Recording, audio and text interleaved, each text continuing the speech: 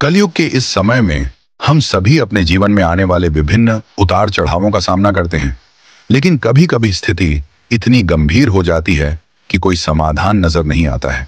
शायद भविष्य में ऐसी परिस्थितियों का सामना करने के लिए और हमारा मार्गदर्शन करने के लिए भगवान कृष्ण ने हजारों साल पहले महारथी अर्जुन से कुछ अमूल्य बातें कही थी।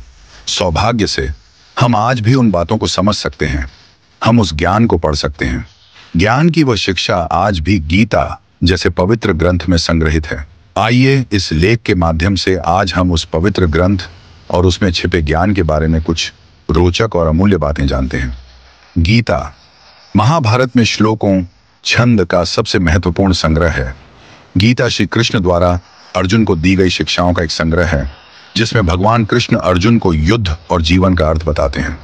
दुनिया भर से हिंदू धर्म के अनुयायी सदियों से गीता और उसके महत्व के बारे में अपने पूर्वजों से सुनते आ रहे हैं। गीता श्री अर्जुन और उनके सारथी भगवान श्री कृष्ण के बीच हुई सही और गलत की व्याख्या करने वाली ऐसी तार्किक बातों का संग्रह है। यह धार्मिक ग्रंथ ज्ञान का वह भंडार है जो हमारे जीवन में आने वाली सभी परिस्थितियों का समाधान खोजने में सहायक हो सकता है। यह आवश्यक है कि हम अपनी इच्छाओं को नियंत्रण में रख सकें।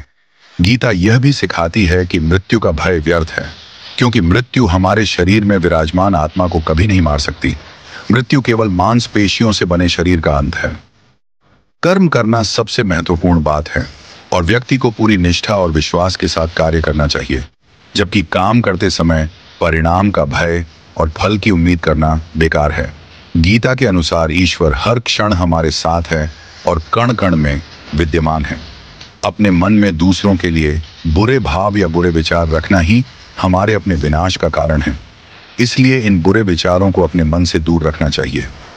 गीता में कहा गया है कि क्रोध से भ्रम पैदा होता है, जो बुद्धि को विचलित करता है। भ्रमित व्यक्ति अपने मार्ग से भटक जाता है, तब सारे तर्क नष्ट हो जाते हैं, जिससे मनुष्य का पतन हो जाता है। इसलिए हमें अपने क्रोध पर नियंत्रण रखना चाहिए।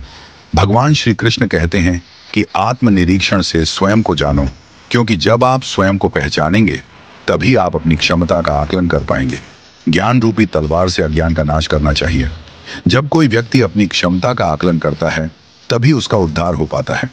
भगवान श्री कृष्ण कहते हैं कि मृत्यु एक अपरिवर्तनीय सत्य है, लेकिन केवल यह शरीर नश्वर है।